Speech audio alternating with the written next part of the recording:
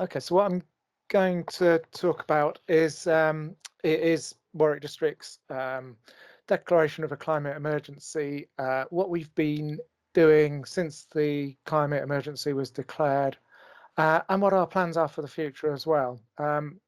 Just to introduce myself, my name's Dave Barber, so I am Programme Director for Climate Change for Warwick District Council, and I've been in post since September. My role was one that was conceived by our councillors when they declared a climate emergency, or probably more accurately when they set out the Climate Emergency Action Programme in the early part of last year. And they felt it was really important that a senior post was developed to drive forward the council's activities around in response to the climate emergency, recognising that the role needed, the work needed to be something that was delivered right across the whole organisation and couldn't be given to a single post, but also recognising that the work needed some changes to be made and for people to do things differently, both within the council, but also looking wider in working with our partners and the community. So that's sort of just a little bit of background as to who I am and how I've ended up sort of coming along and speaking this afternoon. As I say, we, like many councils, we declared a climate emergency in 2019.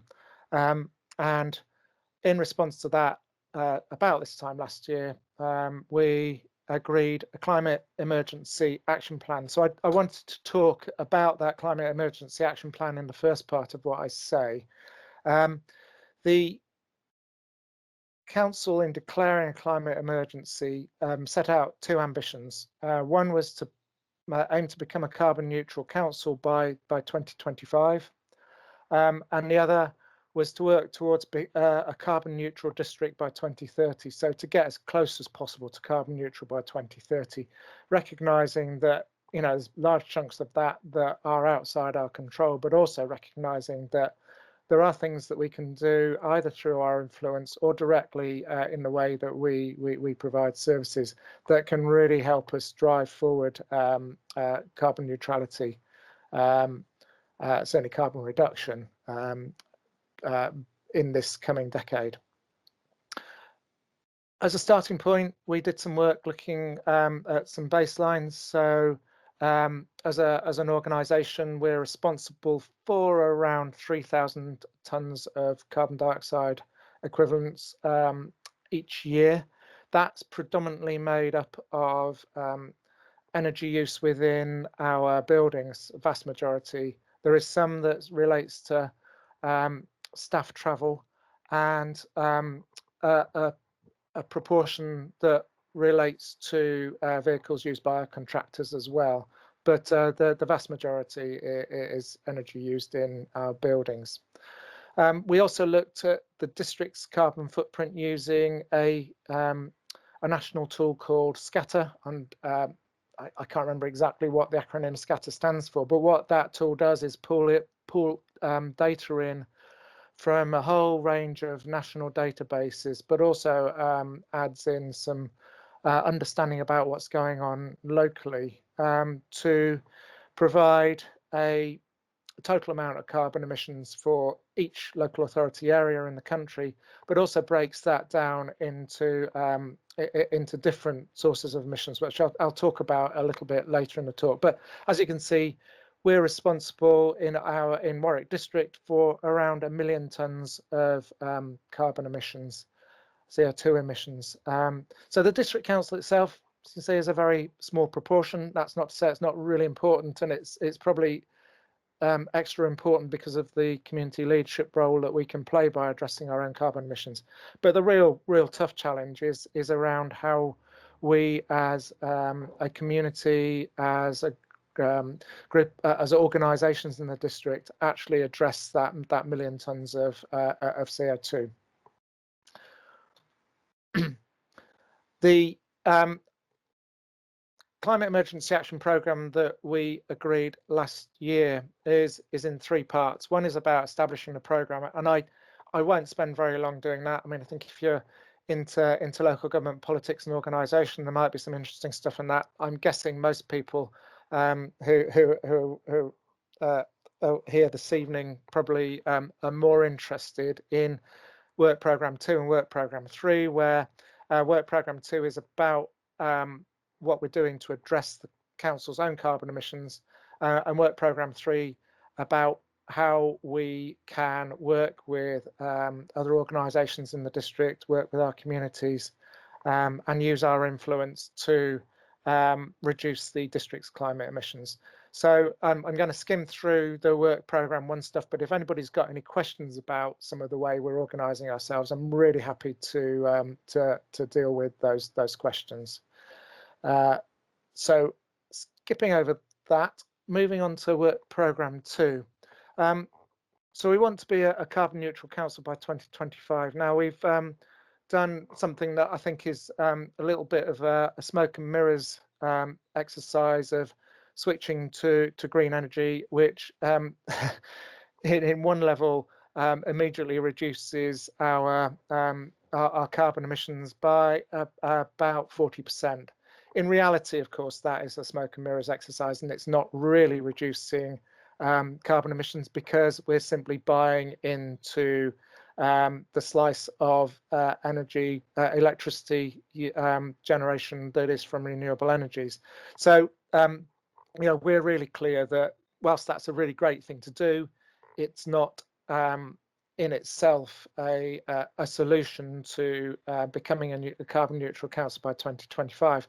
And what we really need to do in terms of our council buildings is to focus on two things. I mentioned energy efficiency in this slide. So looking at some of our major energy using buildings such as the Spa Centre and Leamington Town Hall and Jubilee House and Kenilworth, all shown in those pictures there.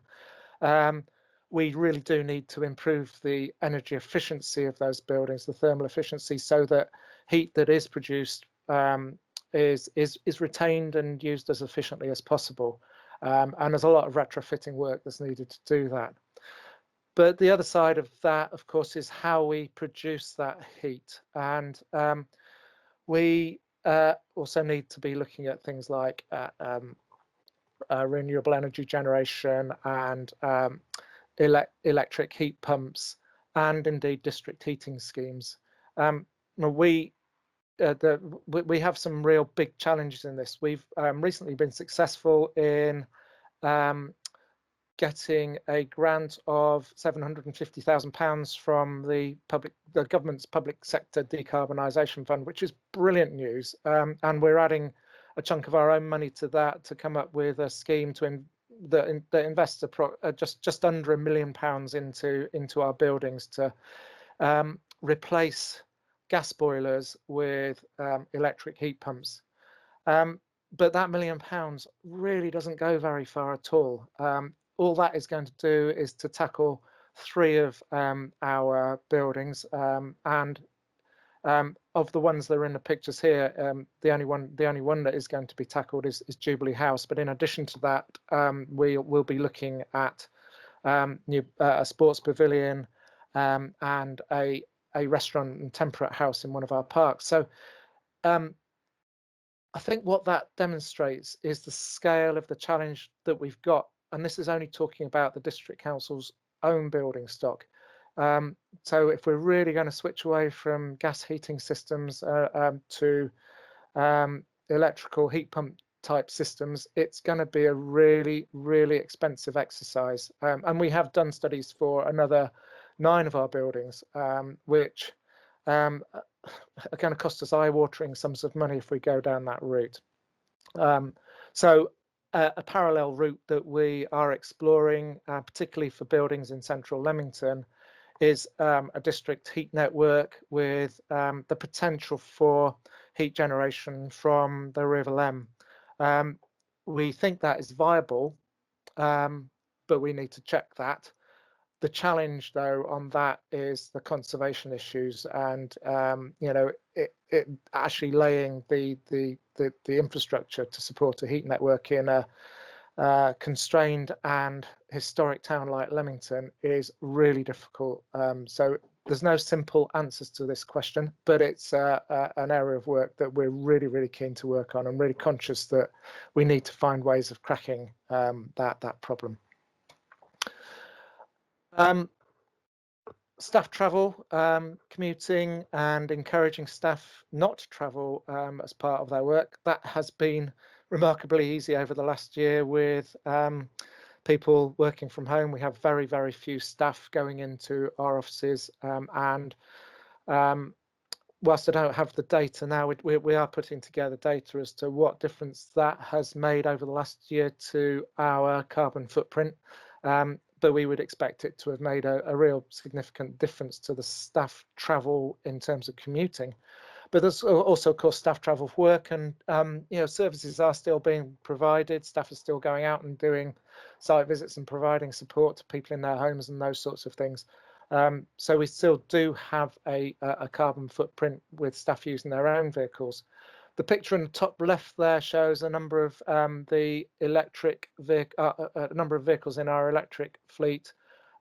We currently have, I think, 7, or is it 8? It's just it's about to be 8, I think, electric vehicles, and that is significantly reducing our carbon footprint, and will reduce it further as the electricity grid decarbonises further. So I think we're doing a lot of good things there. The real challenge, though, around this is in terms of our contractors' vehicles, which, we're responsible for things like waste collection.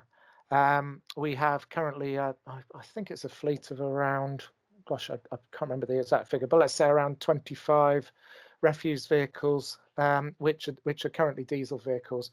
We would really like to be switching those over to either hydrogen or to electric vehicles. There are challenges with both of those. Electric vehicles in terms of the range of the vehicles, although there are now some examples which are certainly working in urban areas, but are much more challenging in larger rural areas. So we need to be looking at that as an option. Hydrogen vehicles, we do think has got real potential for refuse collection, as an example, because of the range can be that much greater. The challenge there is about the actual cost of the vehicles, which is something like £300,000, £350,000 more per vehicle. And when you're talking about a fleet of 25 vehicles, that adds a huge amount onto the contract costs. So these are things we're genuinely looking at, but not things that we have yet cracked. We're about to let a new contract, and part of the assessment of that new contract is what the tendering companies come back with in terms of their decarbonisation plans, and that is something that is given weighting in the way that those contracts are assessed, and will be part of the way we monitor those contracts. So we're hoping, we'll be interested to see what proposals the providers come back with as part of that contract relet. But some interesting, but again challenging areas for us to look at in terms of decarbonising. Moving away from what we're doing as a council to what we need to do as a district, this graph is actually stolen from another local authority, but it shows very neatly the challenge that we've got. So the blue line shows that if we do nothing, that we will reduce our carbon emissions, and that's simply because of what's excuse me, what's happening at a national level in terms of things like reducing, increasing the amount of renewables within the electricity grid, and other national initiatives. But that blue line doesn't get us to anywhere near a carbon neutral district. So to get to a carbon neutral district, we need to be doing quite a lot of work to over and above what will happen at a national level to bring down the level of carbon emissions from the district. and at the same time we need to be looking at in energy generation and carbon sequestration to offset any residual carbon emissions. So I think that graph very neatly summarizes the challenges we've got. This graph, and you may not be able to read all of it, but it shows, I mentioned earlier, the 1 million tons of carbon emissions in the district that we've identified through using the scatter tool. Well, this is the breakdown of that 1 million tons.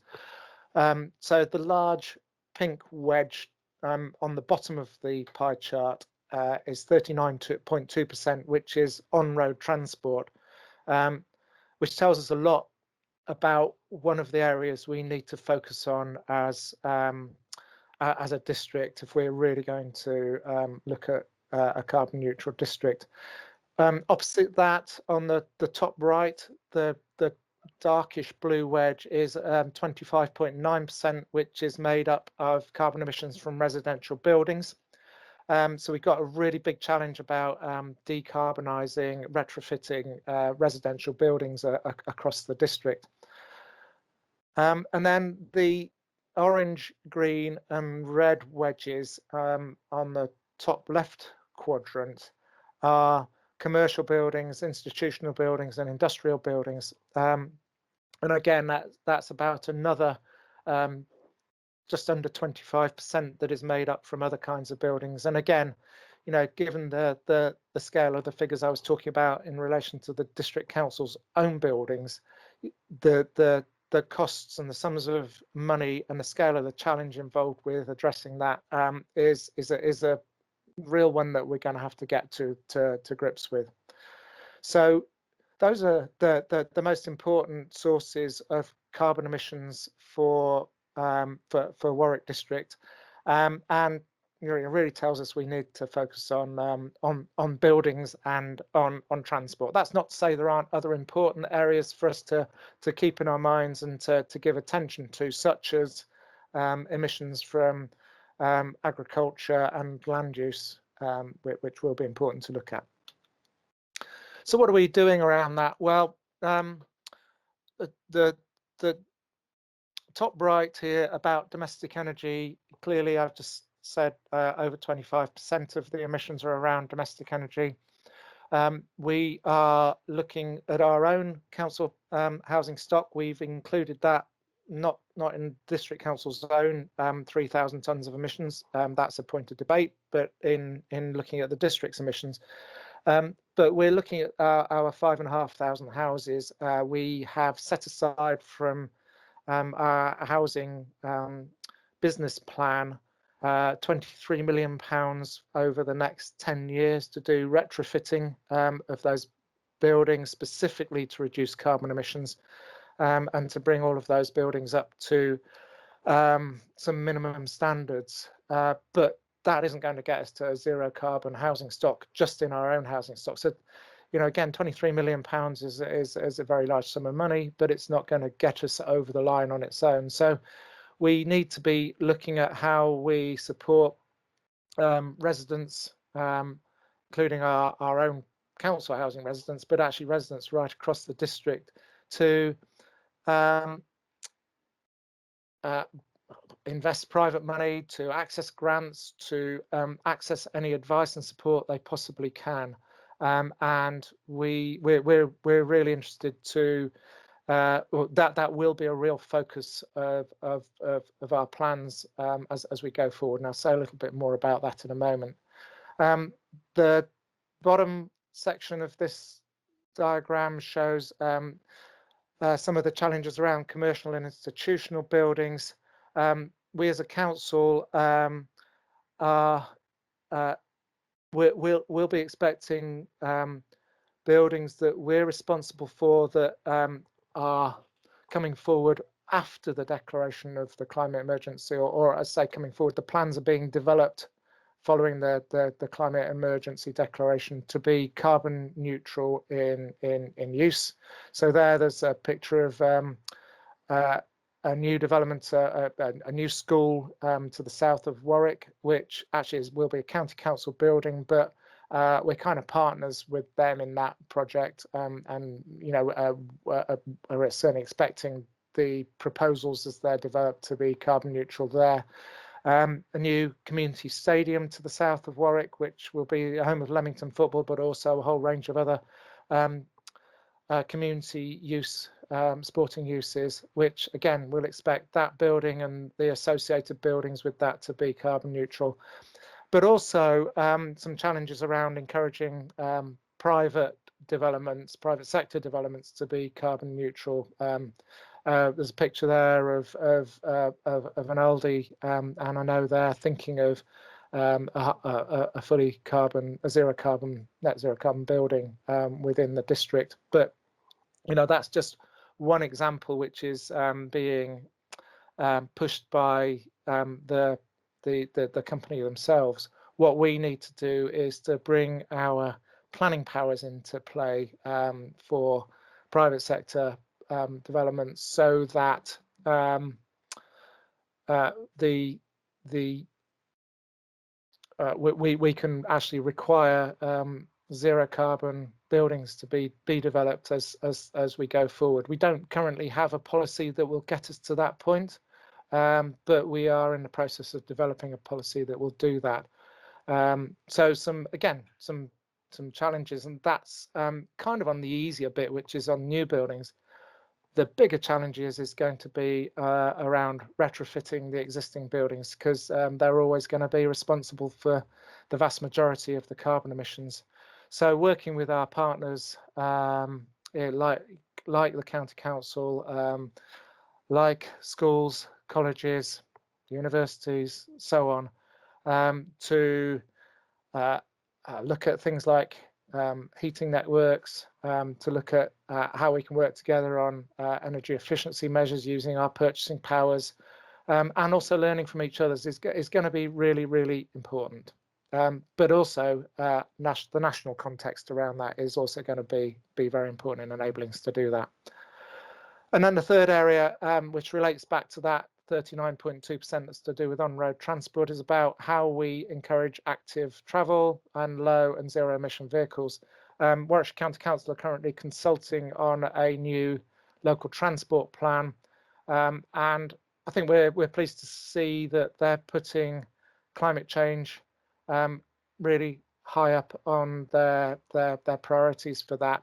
And we're certainly very strongly lobbying them to say that active modes of travel and support for low emissions vehicles, as well as public transport options which are lower carbon emitting, must be the top priorities for the way that we develop transport infrastructure in the future. But it's also really important, of course, that we think about ways of reducing the need to travel as well through our planning processes and through the way that we provide services too.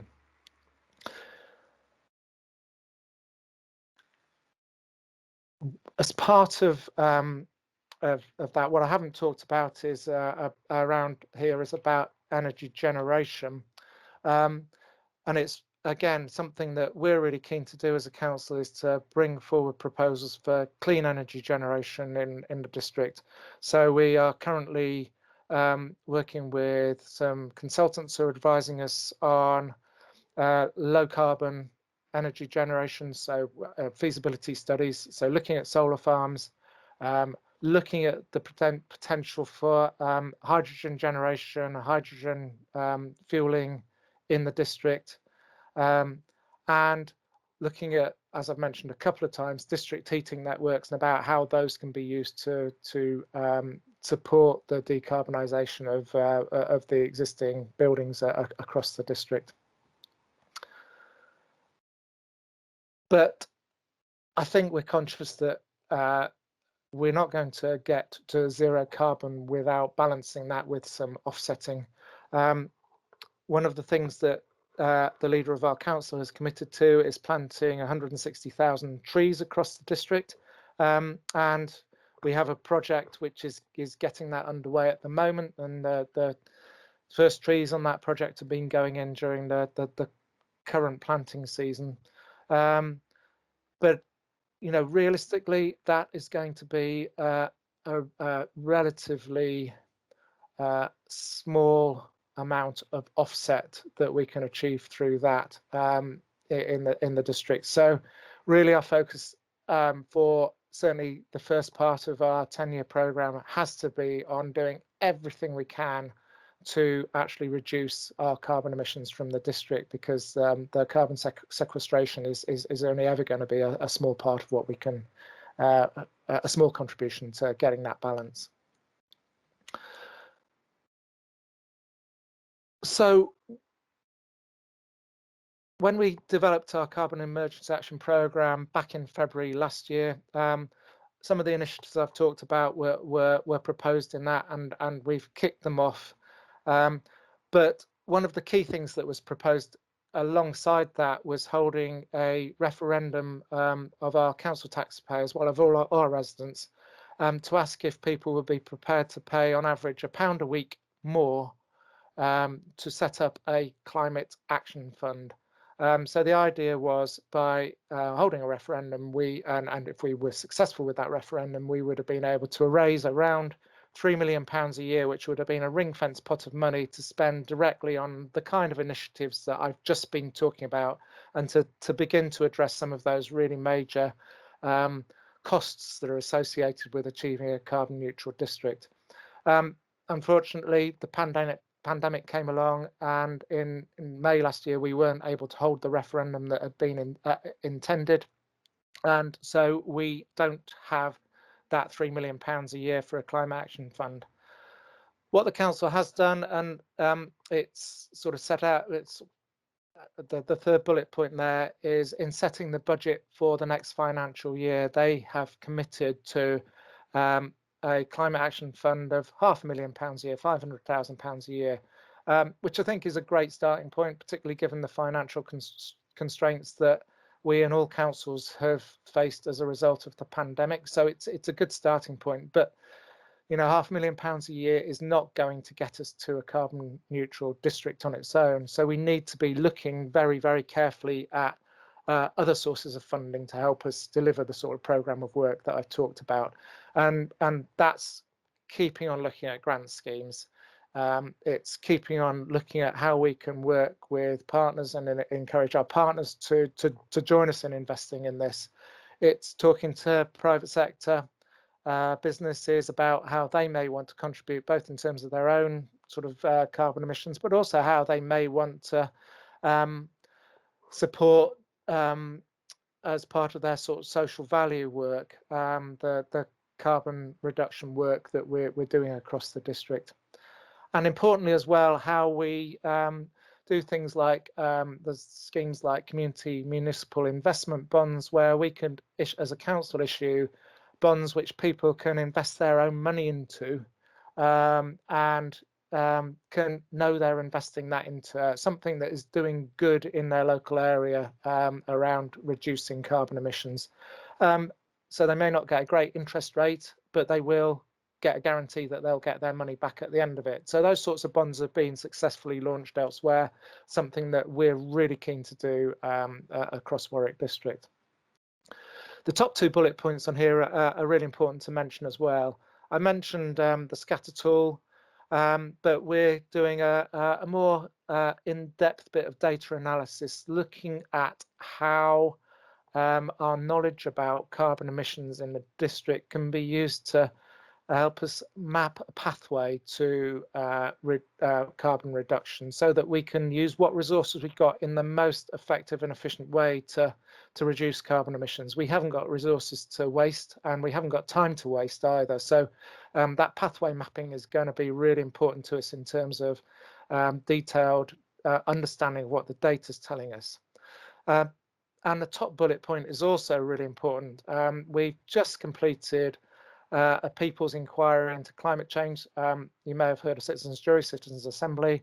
I did a presentation, a Green Week presentation on this yesterday, actually, and the Citizens' Jury has made around 35 recommendations back to the District Council a couple of weeks ago, and we're in the process of going through all of those recommendations at the moment, and looking at intending to include as many of those as we possibly can into our detailed and resourced plans that we're putting in place at the moment.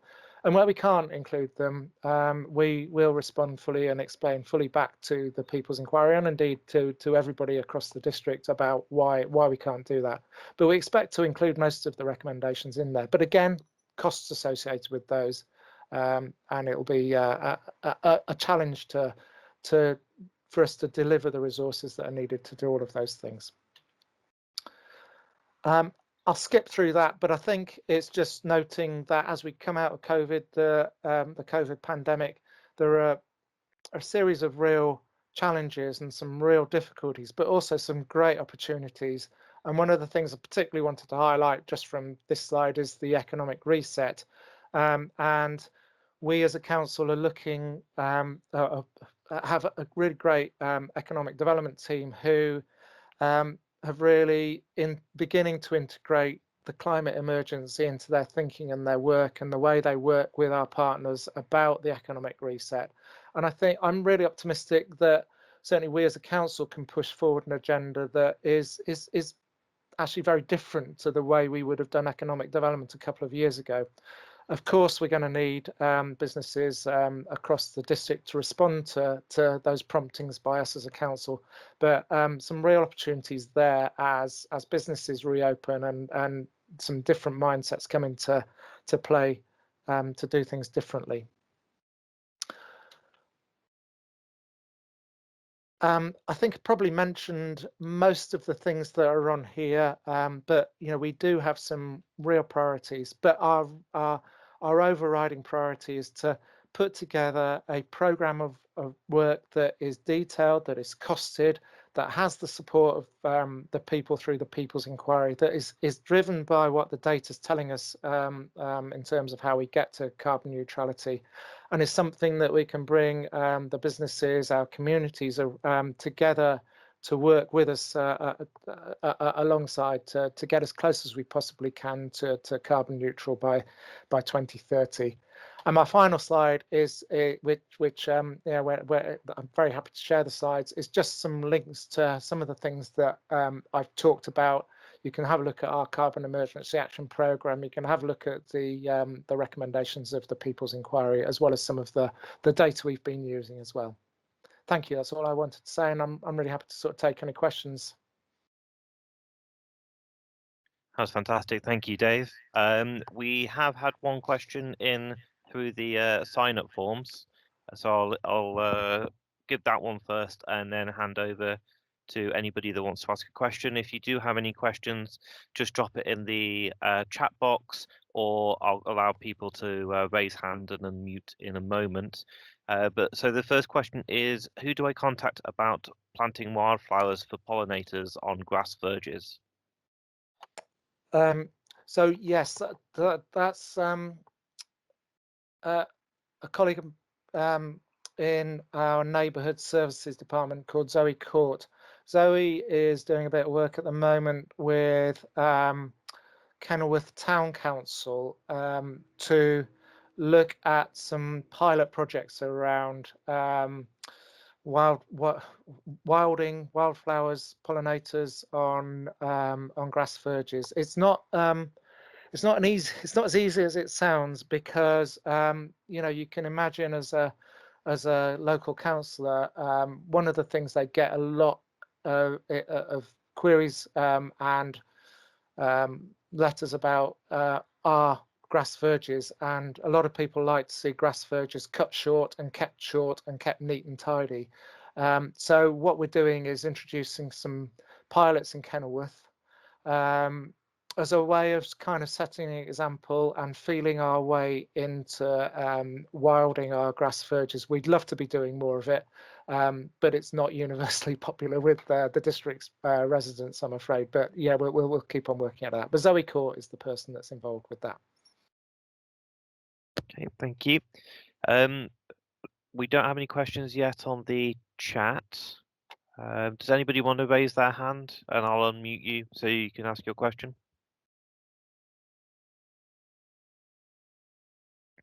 If you're wondering where the raise hand function is, by the way, it should be at the top in the middle there. Ken, would you like to unmute? Okay, Dave, fascinating presentation, and I'm very keen to learn more, particularly about the retrofitting of domestic properties. You talked about £23 million, which is a significant sum of money. Where exactly is that coming from? So the way local government finance works is that we have something called a general fund, which is what your council tax goes into. And Yep. that is for most of our spending. And we have a housing revenue account, which is an entirely separate account, which is where housing rents go into. And also things like sales from right to buy and those sorts of things all go into the housing revenue account. So our housing revenue account has a business plan about how it continually invests into our housing stock. And what we're doing is taking a slice out of that to say we're going to set aside £23 million for carbon reduction measures. Right. So this isn't government money then? No, that's not government money. That is from our housing revenue account. Right. I should have said actually on top of the £23 million that the council itself is putting in through a housing revenue account, we have been successful recently in 3 separate grant schemes to the government, which in total are worth about just almost exactly £3 million, which is supplementing our own investments. So there is government money out there, and that's being invested in things like heat pumps and external cavity wall insulation. Some of that money is going not into privately owned housing as well as council housing, but the vast majority is for council housing. Thank you. Okay, and then we've got a question in the chat from Merle, or Merrill, sorry, if I apologise if I pronounced that wrong. Dave, you not mentioned a local plan review, which is urgent to give much more weight to where housing is placed. Suburban development has 2 to 4 times the carbon footprint of city centre development. And B, creating high standards for new building insulation and heating. Yeah. Thanks, Merle. And I remember our many discussions about this back in the time when I was working on the district's current local plan. You're absolutely right. Our current local plan is needs updating. It doesn't have the policies that enable us to deliver the building standards that we need to. And the houses that are being built at the moment are not net zero carbon, and that is causing us a problem in terms of the need to retrofit. So we are embarking. In fact, the meeting I came directly from before I started this presentation, where it was a joint meeting with Stratford District Council. We're embarking on a local plan review right now, and the first consultation on that local plan will start in May. So this is a South Warwickshire local plan covering the whole of Stratford District and Warwick District, and I think encouragingly, in terms of the conversation we're having now, there is a real commitment from the councillors of both councils to put the climate emergency at the heart of that local plan. And what that tells us is that there will be a need for building standards which achieve zero carbon for all new builds. And it also will mean that the choices we make about where new housing is located will take account of the climate emergency. Now, there are some real challenges around where it goes, in that we have limited ability to deliver the housing need within our urban areas. So there will be some further sort of greenfield development, I guess. It's about how that greenfield development is brought forward and at what scale it's brought forward, and how it's supported by infrastructure, and how that infrastructure enables things like low carbon methods of transport or heat networks, and those sorts of things become really, really important about the way that those developments are brought forward. But the point you make there, Merle, is really, really important too. We do need to absolutely maximise the amount of development that takes place, and look at how we intensify the land uses within our existing urban areas.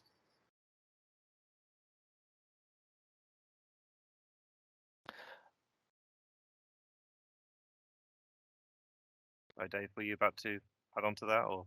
I wasn't. No, I was just looking. Merle's put something in the chat, and I was just trying to read it. Yeah. So there are alternatives. When are we going to consider building on parking lots as cars become less and less acceptable? Okay. That's treading into a very politically sensitive and highly charged area. But what I would say is that those, in terms of when are we going to consider it, those considerations are the answers now. Whether we can come up with the answers that perhaps those of us who are in this meeting now would want to see, I don't know. Not an easy area to address in terms of the perception of businesses and residents who still consider there to be a very high reliance on the private car, particularly private car with combustion engines. So, but yes, the conversations are taking place now. I think it's something we're really conscious of, that there's opportunities there, and we'll have to see how that one goes. We're not making any promises on it, because ultimately that's not going to be my decision.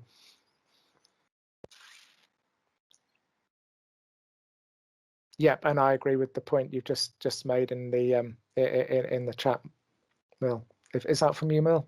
The multi-story car park point. I would agree with that. Okay. I believe Ken had his hand up a moment ago.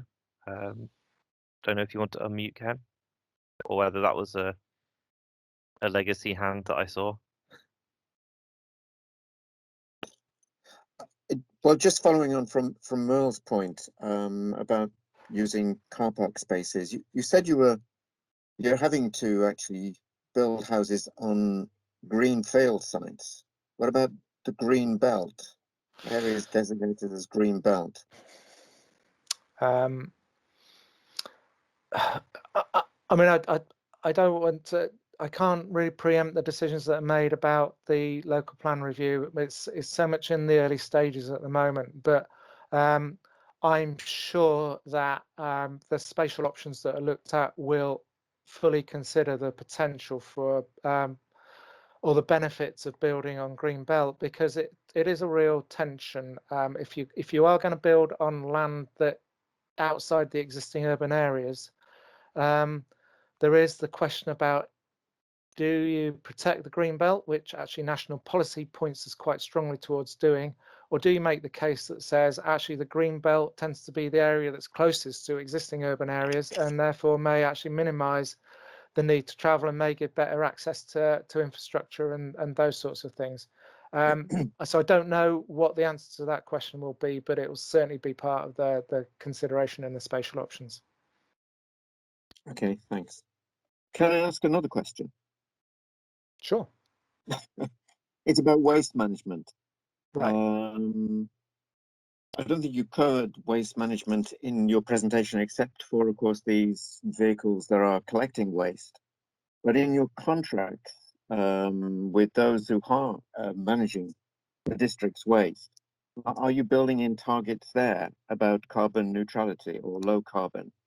For example, are you thinking of linking up with Coventry in terms of its new recycling centre that it's planning?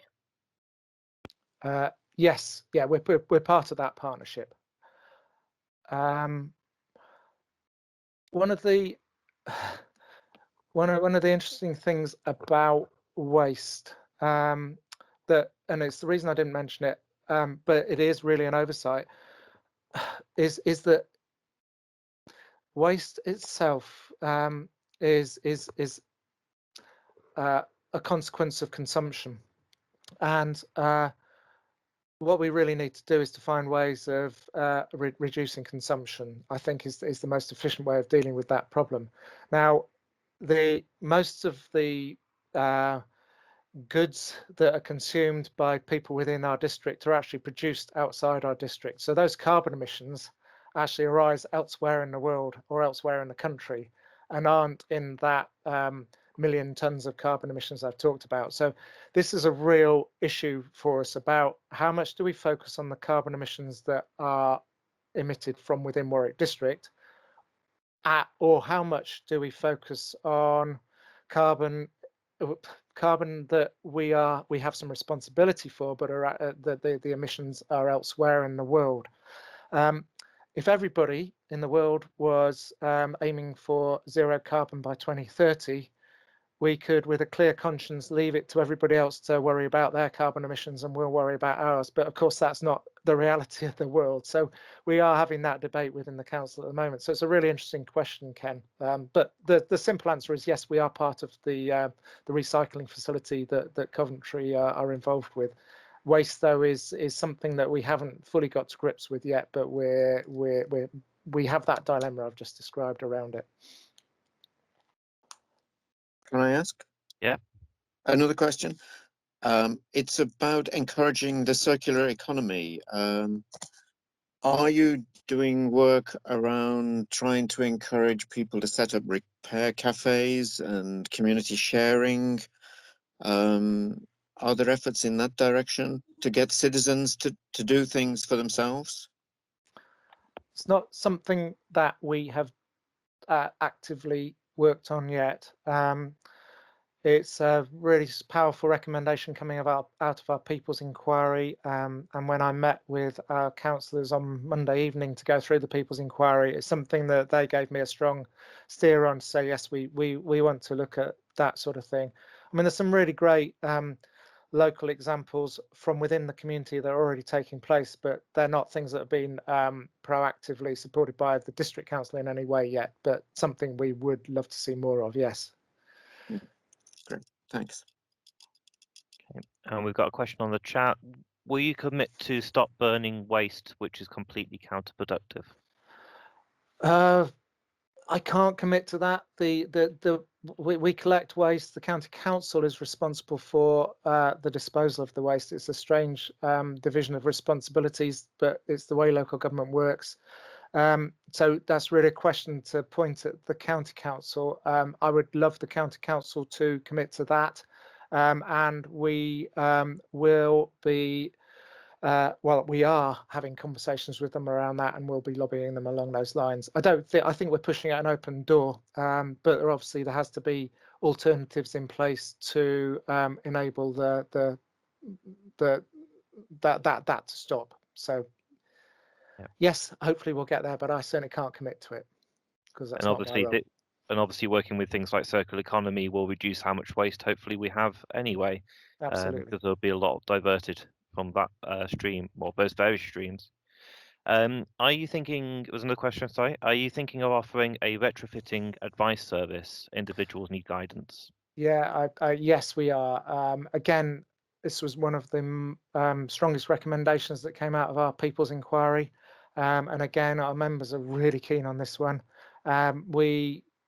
We do already have an advice service through Act on Energy, but it's not something we give a lot of funding to, and it's not something that they don't have the resources to offer it to households in general, and that tends to be focused on households where there's sort of fuel poverty issues.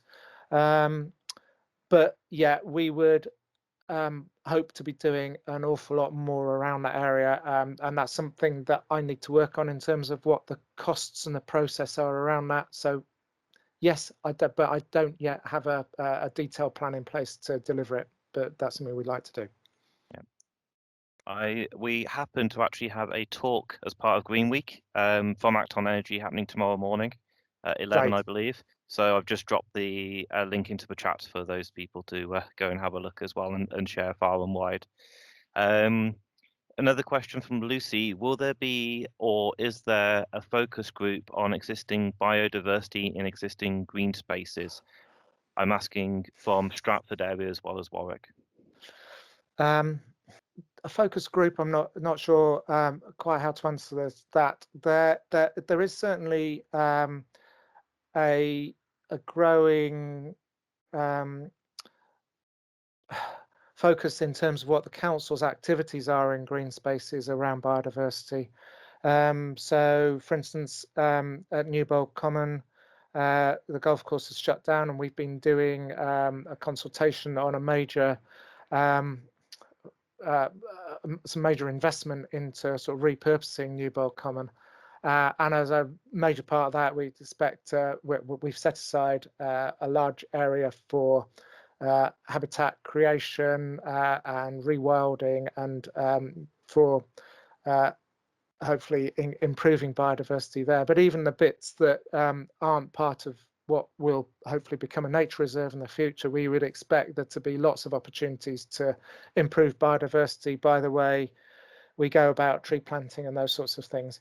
You know, in all of our green spaces within Warwick District, we've been over the recent years introducing things like wildflower meadow areas.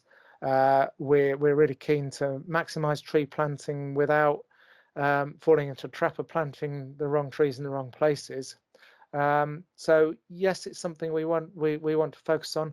I'm not so sure about what's happening in the Stratford area. I will be working more closely with Stratford as of the 1st of April, but I've not done enough work with them to know exactly what they're doing, but I wouldn't be surprised if they were thinking along similar lines, but sorry, I can't inform you on that.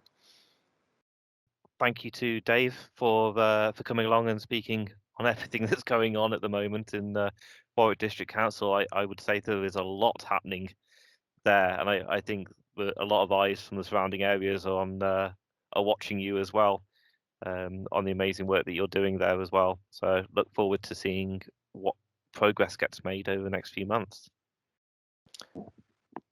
Thank you, and yeah, I really hope we can build some momentum and start to see you know, a real difference taking place on the ground and in the way that people live their lives and are able to live their lives. But you know, big challenges, but you know, lots of momentum building, I hope. Yeah, no, that's fantastic. Thank you for joining us, everybody. Yeah, thanks all. And I look forward to seeing you during the events for the rest of Green Week.